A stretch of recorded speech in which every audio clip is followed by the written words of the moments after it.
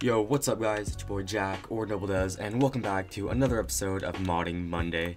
Today I do have kind of I don't know how to say this, a less organized episode. Universal Minecraft Editor, which is the tool I primarily use to do tutorials on this series, has recently got a big update, being 1.2.4b, which gave it 30 new quick mods, and I mean, it's pretty cool and all. I could be like all the other YouTubers and just do a video showcasing those 30 quick mods, but there are some other minor features that are programmed I haven't really kind of showed off yet.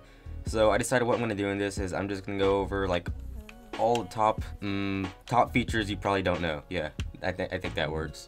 So around here I have scattered a bunch of things that I did use the quick mods on. It looks like a lot right now, but don't worry, I'll get into it. But first of all, make sure you've updated your Universal Minecraft Editor to the latest version, 1.2.4b. And if you haven't seen my video explaining the basics of that program and how to get your world from your designated console, I do recommend you watch that first before trying anything at all. And I do apologize if I sound a little weird. I am currently sick right now, so my throat isn't in the best condition to be doing all this talking right now, but whatever, we got this. So quickly, if you don't know what quick mods are, well, quick mods. They're mods that can be quickly applied within Universal Minecraft Editor to any quick thing that you can find, whether it be an entity or tile entity or whatever it may be. Then there's the specialty mods, but those are a little more special.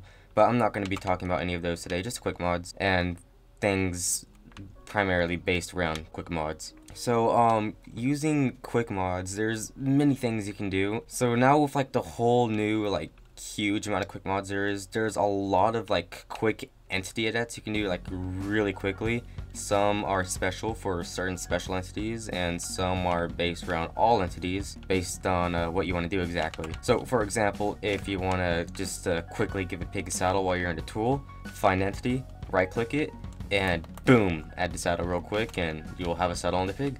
You want to modify the villagers' trades, just modify the trades, do whatever you want, boom, modify the trades. Or do you want to change what kind of villager it is? That's possible too now in like a much easier way. You can change profession. There's a visual drop down that shows you like what villager you could choose, so you can do that. And there's many other things you can do to mobs, like you can turn off their AI, which is something I had a whole video based around on. And I mean, as if it wasn't easy enough to add yet, like, I mean, it's so much easier to add now. You just right click a mob and disable its AI and boom, it has no AI. You can also make mobs silent too if you want, and that really just turns off their sound so they can't make any noises or anything like that. It's pretty self-explanatory. Let's say you want to change the type of bunny you have, or rabbit, I don't even know what they are. You just right click it, there's another visual drop down, you can choose the type, and I mean, it's pretty cool. I'm gonna go with the killer bunny because, I mean, come on, who doesn't like killer bunnies? There's also one for the sheep. You can easily just change the color to sheep now. You can make it sheared or be not sheared. I'm just gonna make sure it's not sheared so you can actually see the color that's applied to it. And then there's the parrots. There's another visual drop down here, so I mean, you can change what kind of parrot you have. It's pretty cool. I'm gonna go with green because green's alright. And same thing for the cats, you can change what kind of cat you have. So since I have a tamed ocelot here, I can change what type of cat we have. I'm gonna go with Siamese, because why not? There's also some special things for the creepers. So you can change like whether it's powered or not. You can modify its time it takes to be ignited and how big its explosion radius is, all kinds of things like that.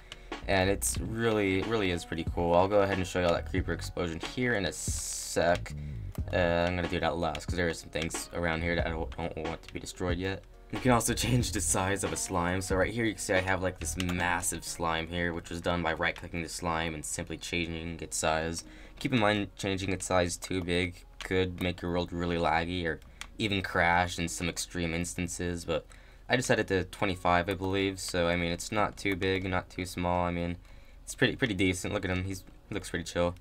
Let's say you have a snow golem sitting around in your world somewhere. You can go ahead and take off its pumpkin head, and it looks really cool. I actually didn't realize you could do this till like not too long ago, simply by changing what it's wearing on its head, I believe. So I mean, that's pretty cool. You can see how the snowman looks without its little pumpkin thingy. There's also a visual changer for boats. You can change what kind of boat you have. I'll set this to be an acacia boat, because yeah.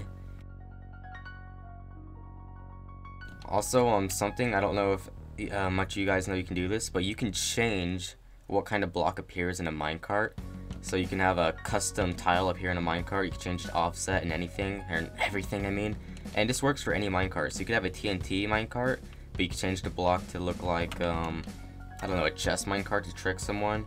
Or you could have like a chest minecart and make it look like there's a shulker box inside. You can make it be any block, and it's really cool. It's something I used in making a model for the rock chip mod.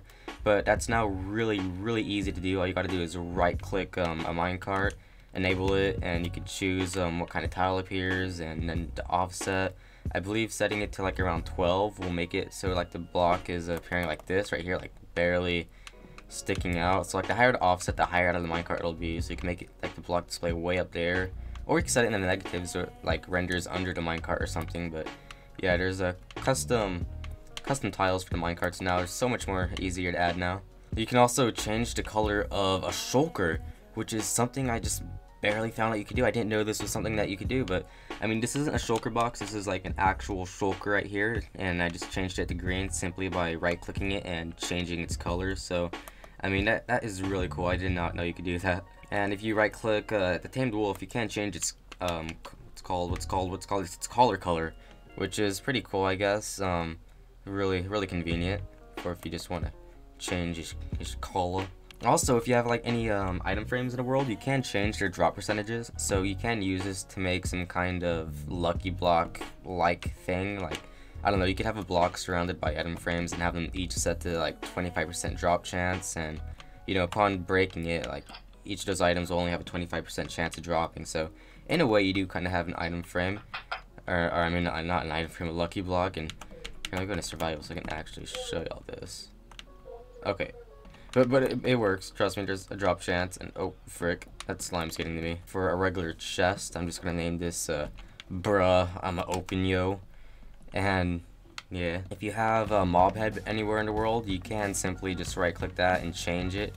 I'll just have this be an ender dragon head, because those are pretty bad arse. If you have a beacon chilling somewhere in the world, you can change its beam and make it so the beam actually kind of beams out to a specific location.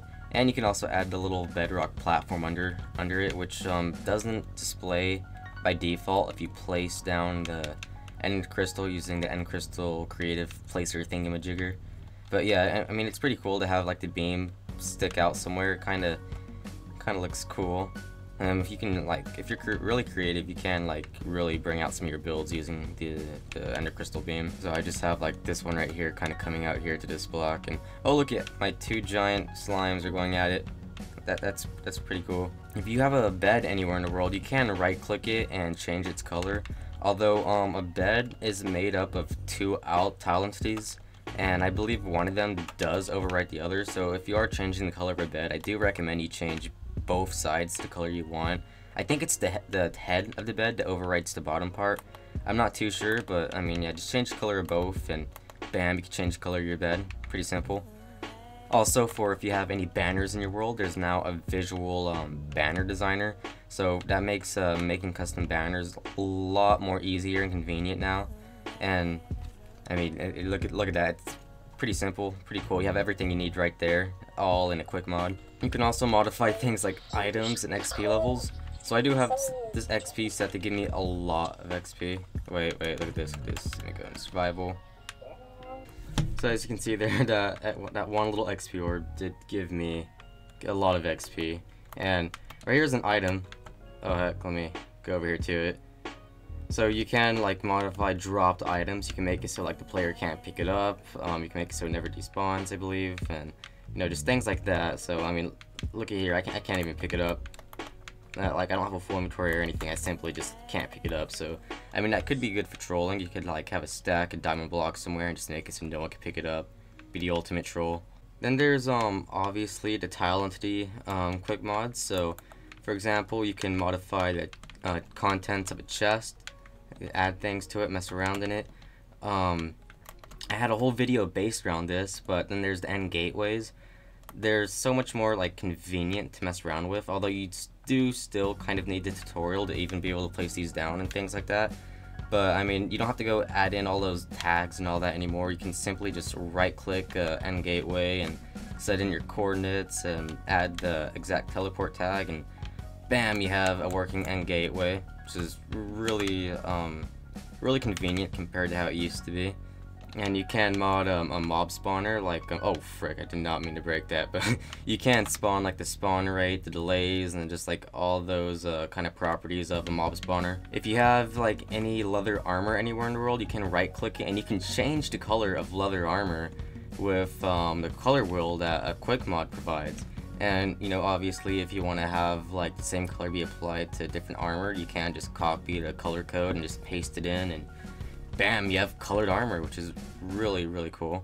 And also for the kits, if you seen my kits video, if you remember, I gave y'all like a template code for making your own custom kits. It's a lot easier to manage now. All you gotta do is open up my kit template and right click the block entity tag, and you can mod the kit with a visual little inventory. So kits are a lot easier to kind of manage now.